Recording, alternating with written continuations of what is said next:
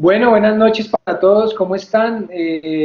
Nosotros aquí, después de tener el partido con la Selección Colombia, pues acabamos de sufrir un sentimiento cruzado, porque nos sentíamos ya clasificados en Rusia viendo el Mundial, y bueno, estábamos súper felices, pero todo cambió en 5 minutos.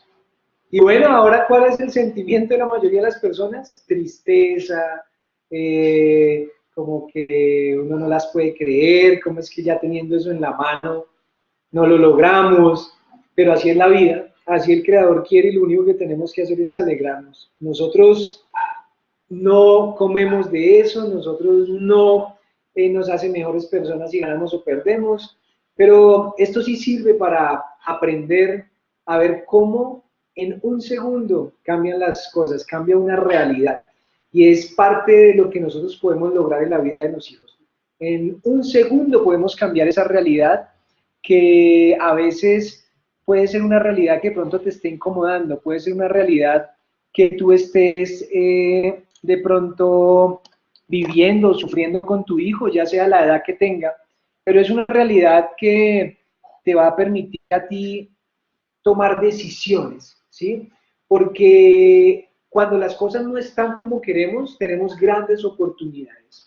Hoy en esta enseñanza, que como ya todos sabemos es un estudio basado en el libro del Rabino Arush, en el jardín de la educación, educación con amor, nos vamos a enfocar en dos temas, en un concepto que es premio-castigo y en lo que es la pureza del hogar. Pero antes de esto, como siempre que nos gusta buscar una introducción al tema, queremos basarnos en unas reflexiones de Zig Freeman. Estas reflexiones nos ayudan mucho a disponer nuestra alma, a disponer nuestra mente para abrirnos a un conocimiento de lo alto. Y la primera reflexión va dirigida a crear esa necesidad por el saber, esa necesidad por el conocimiento, por descubrir nuevas cosas. Es lo que estamos haciendo aquí justamente al esforzarnos por estudiar este tema. Y, y todo nace por una cosa en particular. Y la reflexión arranca partiendo de que si Dios ha creado un mundo perfecto, ¿qué necesidad habría para la sabiduría? Si todo fuera perfecto, ¿qué necesidad tendríamos de buscar conocimiento? ¿Qué necesidad tendríamos de estudiar, de leer la palabra, de buscar el sabio para que nos aconseje? ¿Qué necesidad habría si el mundo fuera perfecto? Y lo más hermoso es que es por ello que el mundo no es perfecto. Y Dios lo hizo de una forma donde dejó vasijas rotas que nosotros debemos reparar. Nosotros nos vamos encontrando con esas vasijas rotas de nosotros mismos, de nuestra familia, de la sociedad y pues según el tema de nuestros hijos. Y nosotros debemos reparar estas vasijas rotas. Al hacer esta reparación de estas vasijas, nos estamos involucrando con una sabiduría, pero muchísimo mayor y muchísimo más profunda a la sabiduría que formó la tierra, el sol y las estrellas. Es decir, que parte de esta imperfección y parte de esta ruptura y parte de este proceso que nos lleva a buscar ese conocimiento, nos lleva a buscar también la posibilidad de reparar todos estos errores que hemos cometido o que cometieron nuestros padres o que de pronto vemos que están cometiendo nuestros hijos. Nosotros tenemos que partir de una diferencia, y es que crear, cuando hablamos de la creación, de crear cosas, cuando tú creas una empresa, cuando tú creas algo nuevo, ahí estás revelando las partes del todo, porque estás haciendo una creación. Cuando ya esa parte quedó creada, ahí están las partes, todas las partes de esa creación completas, las partes de un todo. Sin embargo, si eso se rompiera, tendrías tú que reparar. Pero reparar requiere una sabiduría mayor que crear. ¿Por qué requiere una sabiduría mayor que crear? Porque reparar es descubrir el todo a partir de cada pieza rota. Cuando tú lo ves todo aquí unido, es muy fácil descubrir el todo y tú lo vas a ver. Pero si hay un fragmento aquí, un fragmento acá, un fragmento acá, un fragmento acá, ahí tú necesitas una sabiduría mayor para poder unirlo todo y todo verlo como una unidad. Dios creó el mundo sabiendo que sería fragmentado. Él sabía que íbamos a caer en el pecado de Adán. Él sabía que de ahí iba a venir una gran fraccionamiento de un todo. Pero, ¿saben con qué fin? Con el fin de otorgarnos a nosotros la sabiduría para repararlo. Y esto es hermoso porque parte del estudio es lo que estamos aquí buscando de reparar la enseñanza con nuestros hijos, reparar esas malas conductas de nosotros, reparar ese mal concepto que hemos aprendido en muchos casos. Nosotros tenemos que tener claro que existe solo una cosa que puede colocarte muy delante del éxito. Nosotros siempre queremos el éxito y nosotros nos esforzamos por lograr ese éxito. Sin embargo, existe una sola cosa que te puede poner adelante de ese éxito. ¿Y sabes qué es? El fracaso. Sí, señores, el fracaso. Cuando eres exitoso, pues te sientes entero, te sientes completo. Y eso es maravilloso. Pero con la completitud, cuando estás completo, no puedes abrirte paso más allá de tu propio universo. Ya sientes que lo lograste, sientes que no necesitas ir más allá. Sin embargo, cuando fracasas, tú te sientes quebrado, como hablábamos de las vasijas rotas. Tú te sientes como incompleto. Entonces, ¿qué haces en ese momento? Observas esos pedazos de ti, observas esos pedazos de ti mismo tirados en el piso y dices, esto no vale nada, debo ir más allá de ello. Y ahí tú estás superándote. Y ahí estás colocándote más allá del éxito. Ahora puedes escapar, ¿sí? Ahora puedes crecer para unirte al infinito. La cáscara está rota porque todos tenemos la cáscara rota. Nuestros hijos tienen la cáscara rota. Pero la cáscara rota es de ese ser creado que tú tienes en tus manos para reparar, de ese hijo que tienes en tus manos para reparar, de ese hijo que han puesto en tus manos con total confianza en que tú puedes llevarlo por el correcto camino, en que no importan los errores que hayas cometido, no importa lo que haya pasado con tu vida, no importa en lo que te encuentres hoy, tú tienes en este momento una gran oportunidad. Hay una regla de la educación, y esto es algo que, basados en lo que estuvimos reflexionando, tenemos que entenderlo muy bien para discernirlo, para no llevar a malas interpretaciones. Y es que nosotros tenemos dos conceptos muy marcados a lo largo de nuestra herencia y relevo generacional, que es el beso y el golpe. Cuando mi hijo hace algo, lo beso, y cuando hace, le pego.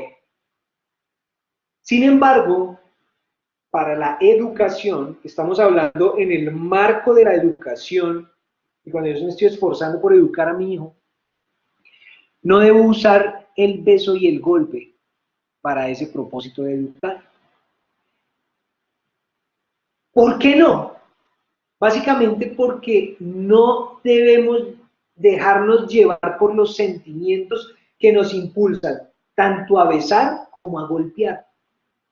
Lo que normalmente pasa en los padres, lo que normalmente nos pasa a nosotros, es que cuando besamos o golpeamos nos estamos dejando llevar por unos sentimientos. Estos no son producto de un proceso mental y educativo que tú hayas planeado y que hayas preparado y que estés ejecutando. Es simplemente que te estás dejando llevar por un sentimiento. Los sentimientos deben estar dirigidos siempre por el intelecto para que haya un buen enfoque. Pongámonos a pensar y reflexiona para discernir, porque aquí no estamos diciendo no hay que darle besos a un hijo, no. Pero pensemos en este concepto. Los besos son basados en un sentimentalismo que pretende expresar amor. O sea, pero es un sentimentalismo. Sin embargo, el amor se expresa de muchas otras formas. Sí, está muy bien el beso, pero hay papás que solo le dan el beso al niño y siguen en sus cosas. Ay, mi amor, te amo. Y siguen en sus cosas y no le hablan, no le preguntan, no se toman el tiempo para estudiar con él, nada de esas cosas y creen que con el beso ya listo, expresaron el amor. No, el amor con besos es como decirle, y sin hacer lo que le estaba diciendo, es como decirle al niño, tú eres un objeto preciado y no un alma que necesita atención. Y aquí ojo con el mensaje que mandamos, porque la mejor forma de yo expresarle amor a un niño es la atención que le coloco, es cómo yo hablo con él, es cómo yo dedico tiempo a preguntarle sobre su vida, sobre su colegio, es como yo dedico tiempo a estudiar y sentarme a explicarle una y otra vez hasta que entienda, es como yo dejo de hacer mis cosas, como dejo un celular y me enfoco en él. Esa es la verdadera forma para que él se sienta como que yo soy digno de tu atención, papá. O sea que los besos sí, pero acompañados de estas otras formas de expresión como escuchar, como brindar atención, como hablar con los hijos. En muchas ocasiones, el beso de un padre no expresa el amor hacia el niño, sino, ¿sabes qué expresa? El amor propio del padre cuando su hijo le da alguna satisfacción. Entonces, mi hijo fue el mejor en el colegio, ay, va, y tú lo que estás ahí es como disfrutando de que ese sea tu hijo. Es decir, que es como si tú estuvieras basando esto en los apetitos mundanos típicos, como si fuera un objeto de idolatría. Y aquí estamos distorsionando el concepto del beso, porque el beso es algo hermoso, pero acompañado de todos estos componentes. Ahora pasemos a los golpes, porque los golpes es el otro extremo. Los golpes es el otro extremo y los golpes también son una descarga emocional. O sea, cuando tú golpeas, realmente estás descargando tu enojo o tu ira en el niño. Eso es lo que tú estás haciendo con un golpe. Muy rara vez un padre piensa y se toma el trabajo de analizar y tomar la decisión al final de que lo mejor es darle con la vara y darle un correazo al niño. Por lo regular es una reacción espontánea, donde cojo la acción y le pego al niño. Ahora, muchas veces si piensas que un golpe llega como una advertencia o como un castigo, cuando tú estás enojado y entonces él no lo va a volver a hacer y no va a volver a cometer ese error, pues no, estás equivocado. Él no va a tener un efecto en ese niño. Si hay más personas presentes cuando tú le das ese golpe, peor todavía.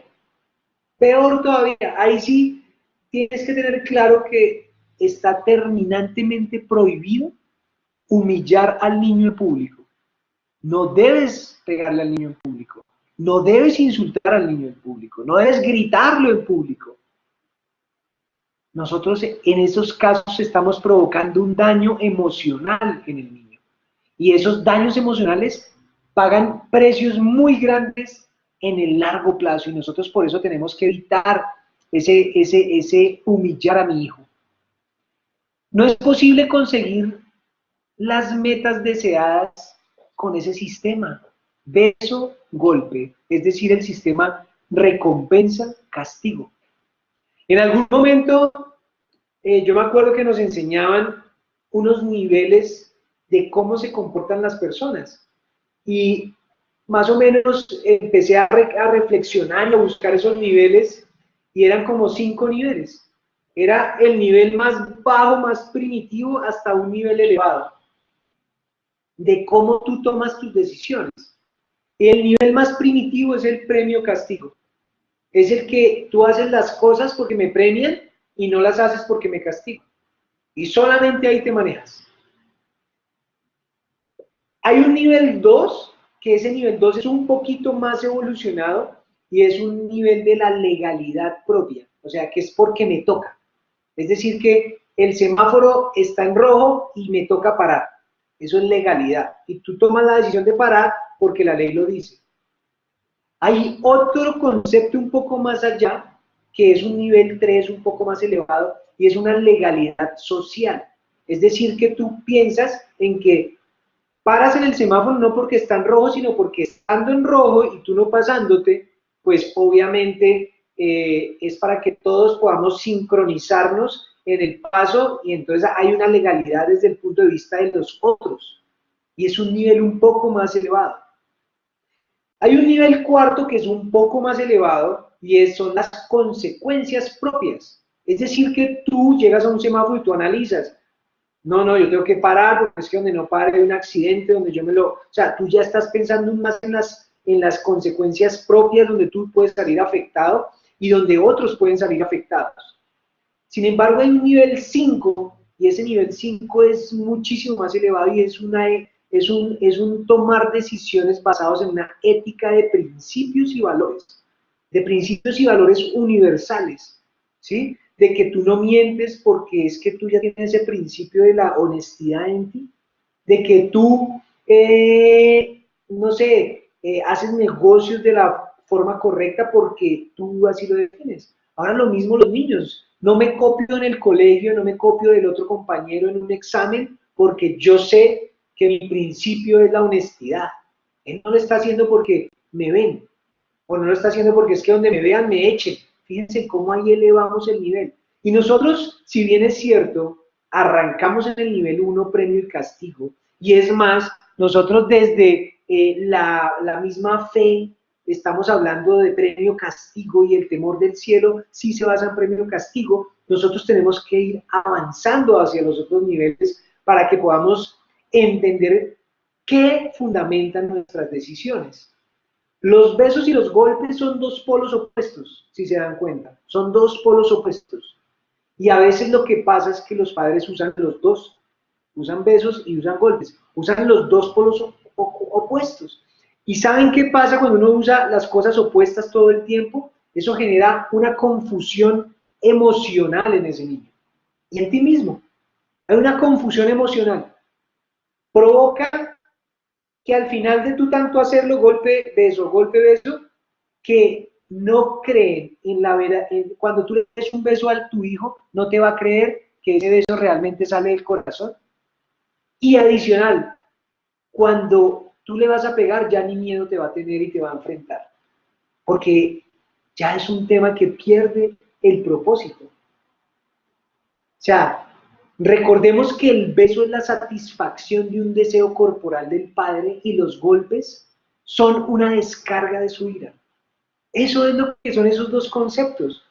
Una cosa son los sentimientos y otra cosa es la educación. Y nosotros tenemos que lograr enfocarnos y enmarcarnos muy bien en estos conceptos para poder avanzar en la educación del niño. Nosotros tenemos que dejar de hablarle al hijo, mejor dicho, cuando nosotros estamos muy enojados con un niño, hay algo que sucede por lo regular, y es que no le hablo al niño. Yo como que me voy bravo, me voy a mi cuarto y lo mando a dormir y me quedé sin hablar con el niño. O sea que pasa una noche, y es más, hay papás que hasta pasan 2 días y bravos y no le hablan al niño o al hijo ya grande. Sin embargo, dejar de hablarle a ese hijo porque tú estás enojado es algo muy grave y muy dañino. El niño puede pensar que tú, ¿sí? Que tú como padre lo odias. Imagínate ese sentimiento de ese hijo. Además, él no entenderá por qué estás enojado.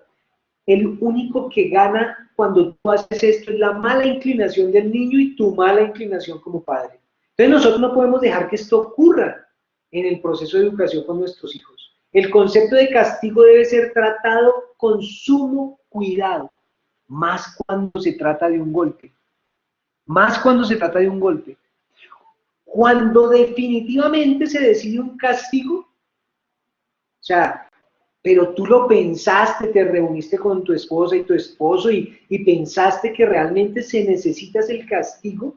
Esto debe ser pensado, planeado, y ese castigo debe transmitir un mensaje claro, clarísimo y enfocado en el tema que estás tratando y por el cual se dio el castigo. El niño debe reconocer concepto de recompensa y castigo, sí. Él tiene que reconocerlo, porque como lo dijimos antes, la fe de nosotros se basa en eso. Y el temor del cielo y saber de que todo está provocado por la voluntad divina y la voluntad de Dios, pues claramente a nosotros nos hace actuar de esa forma. Sin embargo, nosotros tenemos que seguirlos elevando y elevando y elevando.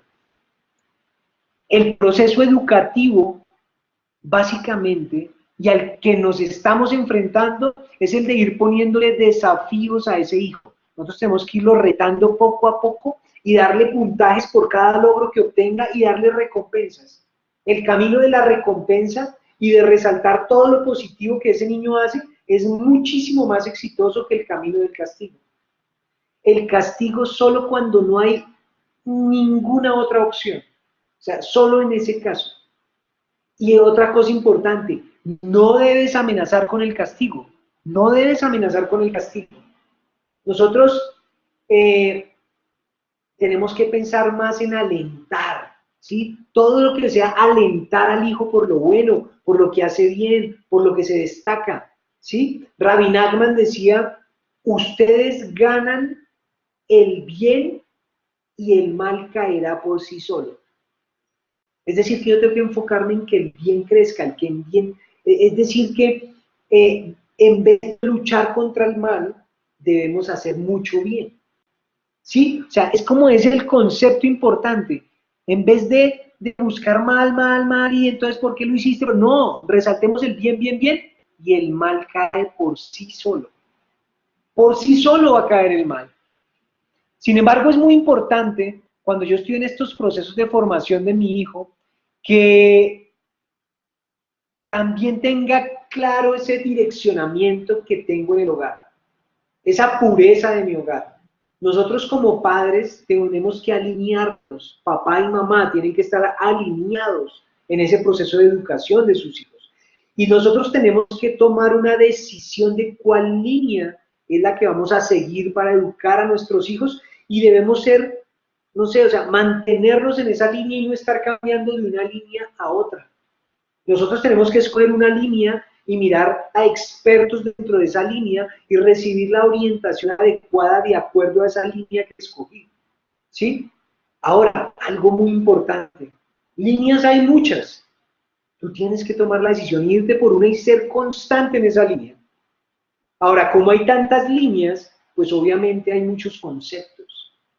Y lo más posible es que cuando tienes conversaciones con otras casas de tus amigos, con otras casas de tu familia, con la misma familia de tu papá o de tus hermanos, pues tú vas a poder encontrar algunas diferencias. Por tal motivo, algo muy importante es no permitir que otros se metan en las decisiones del hogar, porque eso va a generar problemas y va a generar distorsiones en esa pureza de tu hogar, en esa decisión que tú has tomado para formar a tus hijos. Tú tienes que ser muy constante en mantenerte en esa línea. Nosotros tenemos que ponernos de acuerdo con la pareja, y ponerte tú de acuerdo con la pareja es retador de por sí, o sea, eso ya es algo retador.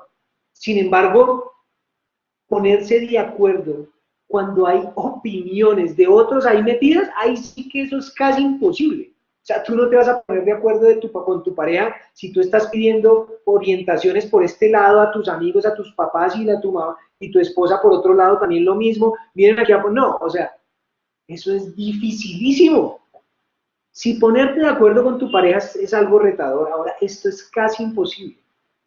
Si quieres tú involucrar a alguien dentro del proceso de educación de tu hijo, que sea una persona con autoridad dentro de la línea que tú has decidido y en el tema específico, y preferiblemente que esa autoridad no sea de la familia.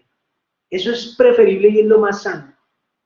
La pareja tiene que ser firme con ese concepto de no dejar entrar esas otras opiniones, porque la pareja misma es la culpable de que otros se entrometan. O sea, la pareja misma cuando se vuelve culpable de que otras personas se entrometan en las cosas de su casa, en las cosas de la educación de sus hijos, en esto que específicamente, pues básicamente cuando se la pasan contándole a todo mundo todos sus problemas, cuando se la pasan primera cosa que le pasa, va y le cuenta a los papás, va y le cuenta a los hermanos, va y le cuenta a los amigos. Y en ese momento tú te estás volviendo culpable de que todas esas opiniones y todas las personas, puede ser que con buenas intenciones o uno no sabe, pues quieran estar diciendo lo que tú tienes que hacer. Y ahí empezamos a tener un problema en la casa. Nosotros en este tema de nuestro hogar y de la pureza del hogar tenemos que ser bien delicados.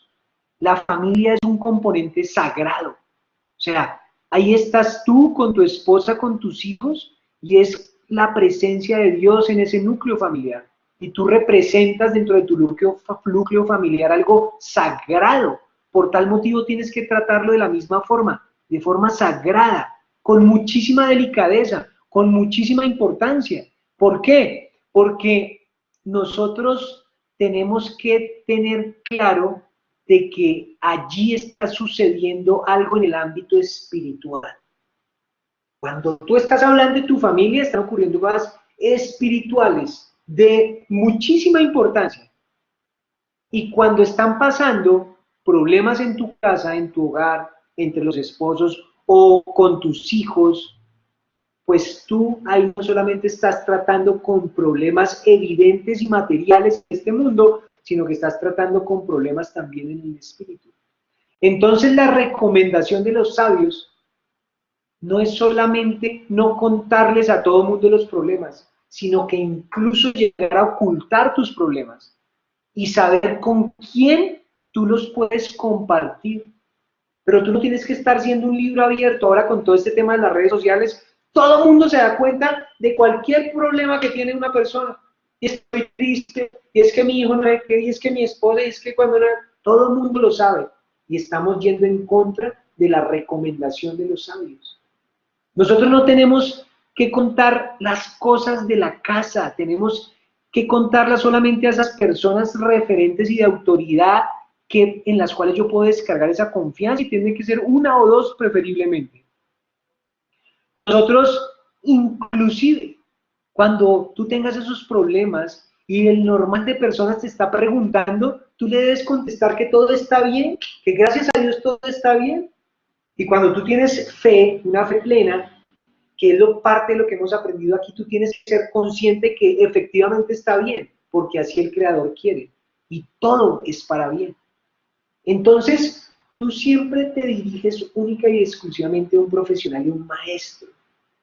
Si tienes un guía espiritual, si tienes esa persona, ese pastor o ese líder espiritual importante, o sea, una persona a la cual tú deposites esa confianza, ahí, con esa persona y ya, no tienes que estarlo contando a todo el mundo. No tienes que mezclar a tantas personas en tu problema porque eso te va a confundir a ti y va a confundir a los del problema. Y si tus hijos son los del problema, va a confundir a tus hijos porque todos te van a estar aportando la mejor solución. Entonces no permitas opiniones ajenas dentro del hogar. Pide a Dios, ora, lee la palabra, habla con ese sabio que tú conoces y verás cómo vas a poder ir solucionando esos problemas que tienes tuyos con tu pareja y con tus hijos, para el caso que estamos estudiando en este caso. Si un hijo tiene problemas de conducta, ¿sí? Si un hijo tiene problemas de conducta, entonces lo que está pasando allí es que tú puede ser que estando con la familia lo note, pero puede ser que lo notó porque tú te quedas y empiezas a comentar, no, es que mi hijo está en un problema, ¿verdad? O porque el mismo hijo está en la reunión y tuvo unos problemas evidentes a los ojos de toda la familia. Si eso ocurre, pues uno no debe quejarse. Y si ellos lo ven, pues nosotros tenemos que decir simplemente que las cosas, gracias a Dios, están mejorando y son mucho mejor que antes, y debo empezar a tratar el tema de otra forma y empezar a sacarme de esa problemática y que no sea el tema de conversación en ese momento, en esa reunión familiar. ¿Sí? Puede que un papá no le quiera llevarle la contraria a su esposa, ¿sí? Para conservar la paz conyugal, el Shalom Bayit. Pero aquí hay algo muy importante, y es que los los esposos tienen que ser sensibles, porque si perciben que no es la idea de la esposa o el esposo lo que está manifestando, sino la idea de otro, pues ahí sí no debes permitirlo. Porque tenemos que respetarnos en el hogar, en las ideas propias, basados en esa directriz que estamos tomando como pareja para criar a nuestros hijos. La recomendación en estos casos, y nosotros vemos, y por eso se han creado tantos cuentos de las suegras, y que las suegras, o que los suegros, porque es que los papás, lo que pasa es que sí, muchas veces los papás se entrometen en la relación de los hijos, en las familias de sus hijos, en cómo crían a los hijos a sus hijos, o a sus nietos. Entonces la recomendación es tratar de desligar esos componentes tuyos de tu familia, de cómo estás tratando la educación de tus hijos, de tus padres. Es una recomendación. Eso toca discernirlo y toca masticarlo, porque normalmente esto lo vemos como algo bueno, y es posible que tus papás te den un buen consejo en algún momento, pero que esta no sea la tónica y la constante. Ellos no deben participar de las decisiones que tú tomas en tu hogar como padre. Tus papás ya tomaron decisiones en la crianza tuya. Tú ahora estás tomando las decisiones de la crianza de tus hijos. Había una mujer en Israel que vivía en Jerusalén y había un problema con que estaban bombardeando muchísimo a Jerusalén. Y esta mujer fue donde un sabio y le dijo: sabio, mire, la verdad yo estoy preocupado y tengo muchísimo miedo que en cualquier momento venga una bomba y caiga sobre la casa y maten toda nuestra familia. Entonces, yo quiero ponerle a usted quiero ponerle dos posibilidades que tengo. Una es irme a vivir a Tel Aviv mientras pasa todo este problema, a la casa de unos parientes, de unos familiares, o quedarme aquí viviendo en Jerusalén asumiendo el riesgo. Y el sabio le preguntó que le describiera cómo eran estos familiares, qué pasaba allí. Y dentro de esta conversación, pues la mujer le confiesa al sabio que algunos de estos familiares se habían alejado del buen camino y tenían algunas malas inclinaciones, algunos vicios, y pues esa es la verdad de lo que había en esa casa donde ella se pensaba ir. Pues, ¿ustedes qué creen que fue la respuesta del sabio? ¿Que se fuera a vivir o que no se fuera a vivir allá? ¿Que se escapara de las bombas y se fuera a Tel Aviv con este concepto de los familiares que habían allí, o que se quedara en Jerusalén? Pues la respuesta del sabio fue: ¿sabes qué? Quédate en Jerusalén, no te vayas a Tel Aviv.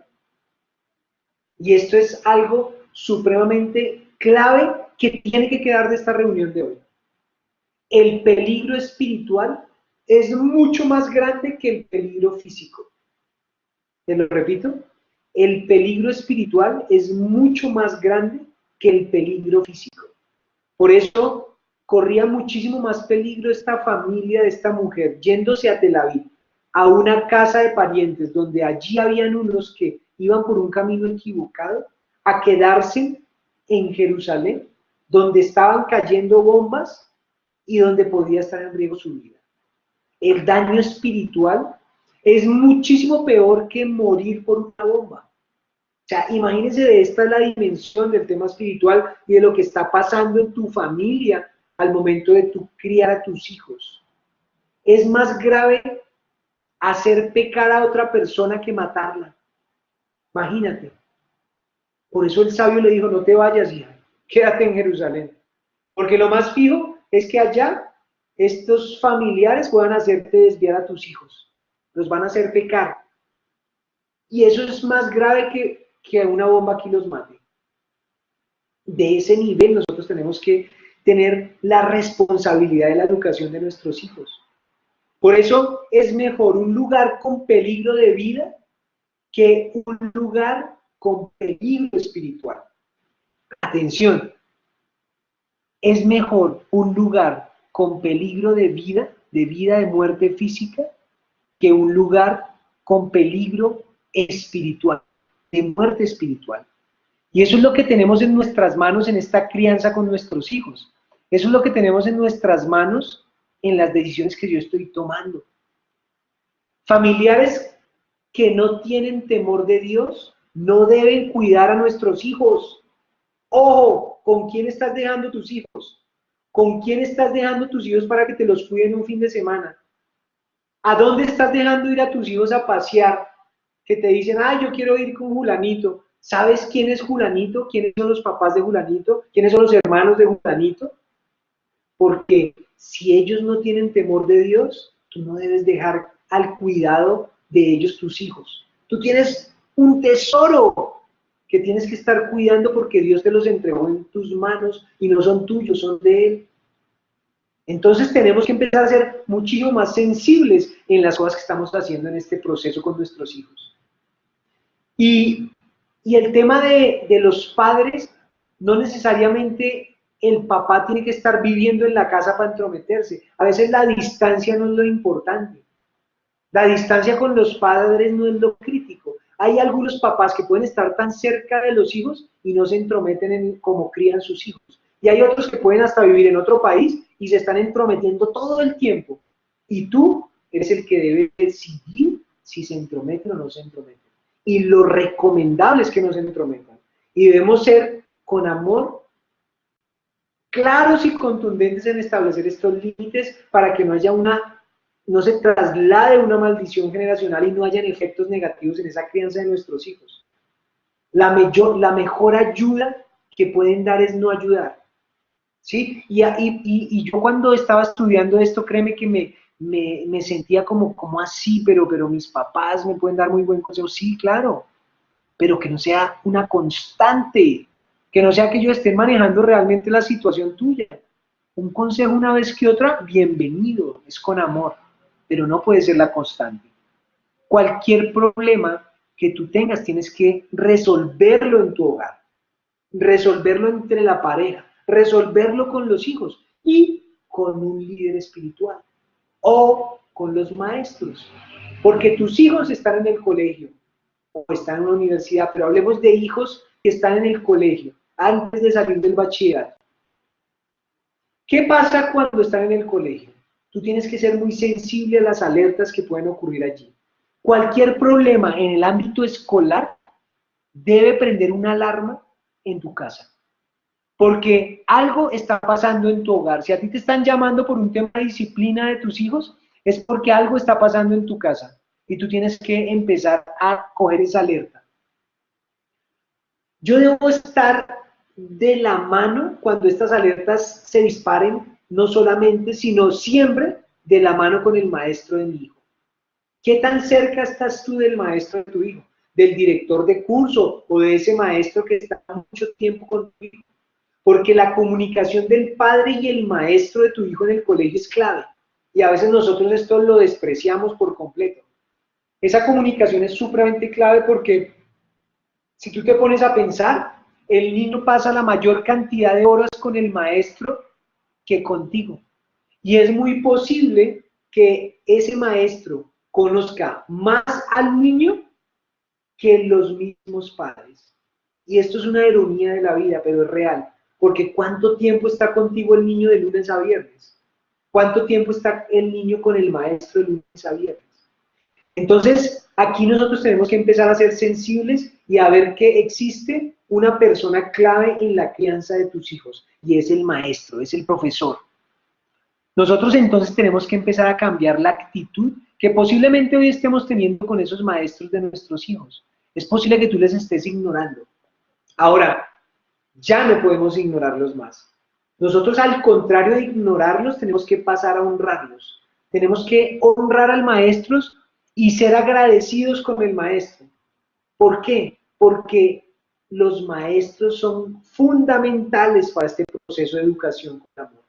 Los maestros inclusive tienen que sentir que a ti como padre te importan tus hijos. Y esto pareciera algo como increíble. ¿Cómo así que un maestro tiene que sentir que el padre le importan los hijos? Pues obvio que al padre le importan los hijos. Muchas veces lo que el maestro siente cuando ven a esos padres ausentes que nunca se aparecen por el colegio, es que al padre no le importan sus hijos. Y esto es crítico. Nosotros como padres tenemos que estar presentes en todas las reuniones del colegio para demostrarlo. Es la primera manifestación de que para ti son importantes tus hijos. Tú tienes que esforzarte por estar en el 100%. Fallar a una que otra, pero preferiblemente no fallar. Porque ahí tú le estás dando un mensaje con tus hechos de que tus hijos son importantes. Y el maestro lo va a percibir. Tú no tienes que solo conformarte con enviar a los hijos al colegio y ya, y ahí les entrego la responsabilidad. No. Un padre que sabe buscar el bien de un hijo debe entrometerse en una relación con el maestro. Porque el padre tiene que buscar en esa relación con el maestro, interrogar al maestro sobre su hijo. Tú tienes que pedirle información sobre el hijo, información de lo que no está bien, información de lo que está bien, e inclusive tú tienes que decirle al maestro, dame información de lo que debe mejorar mi hijo. ¿Eso lo haces? Yo tuve que reflexionar mucho porque definitivamente yo no lo estaba haciendo. Definitivamente yo tenía aquí un vacío bastante grande en la educación de mi hijo porque pensaba que el tema era solamente enviarlo al colegio y ya me desentiendo. Yo difícilmente estaba interrogando al maestro de qué debe mejorar mi hijo, porque gracias a Dios mi hijo es un hijo sobresaliente. Pero inclusive si tu hijo no te da problemas y es sobresaliente, también él tiene cosas que mejorar. Y qué mejor que tu maestro, que lo conoce y que está con él pasando todo el tiempo, pues te la pueda decir. Entonces, nosotros tenemos que tener un concepto diferente al que veníamos manejando. Premio o castigo, beso o golpe. Eso tiene que replantearse. Porque no estamos nosotros, en este caso, enfocándonos en un verdadero crecimiento de la educación de mi hijo. Segundo, nosotros tenemos que alinearnos con nuestra pareja para educar a nuestros hijos y irnos por una línea y ser fuertes y contundentes allí, enfocándonos en resolverlo nosotros y no permitiendo que se metan muchas otras personas a enseñarnos o a definir qué es lo que debemos hacer. Y tercero, ver la importancia de los maestros y de los profesores del colegio de nuestros hijos y empezar a resaltar esta importancia. Si el padre no demuestra importancia e interés por su hijo, pues mucho menos lo va a hacer el maestro. Ahora, tenemos que evitar juzgar a ese maestro. Eso es crítico porque muchas veces nosotros nos igualamos con el hijo porque nos dice algo el maestro y nosotros empezamos a criticarlo. Y nosotros, es más, nos consideramos que somos un padre inteligente frente al maestro y que el maestro solo trae problemas para nuestros hijos. Y ahí estamos teniendo problemas. Nosotros a veces le creemos los chismes a los hijos y nosotros no debemos creerle chismes a hijos ni a nadie. Nosotros tenemos que ir a la fuente siempre. Nosotros tenemos que luchar por el buen nombre del maestro para que todo esto funcione, para que funcione este concepto de educar a nuestros hijos. Tenemos que hacer muchos cambios para que en este proceso nosotros realmente podamos transformar ese actuar, transformar esos conceptos que tengo interiorizados en nuestro corazón y poder entregar a nuestros hijos una mejor educación. Muchísimas gracias por este tiempo, muchísimas gracias por compartir estos momentos con nosotros, estudiando aquí la palabra, estudiando la forma de educar a nuestros hijos. Ya estamos muy cerca de terminar este estudio de educación con nuestros hijos. Estamos creciendo, estamos acercándonos mucho a adquirir nuevas prácticas para que realmente nos funcione esto que ha puesto en nuestras manos el Creador, y es a esos hijos educados desde lo más profundo de nuestro corazón, esforzándonos por cambiar nosotros como padres, esforzándonos por reconstruir lo que se había roto. Los quiero mucho y los espero en la próxima sesión de estudio. Buenas noches para todos.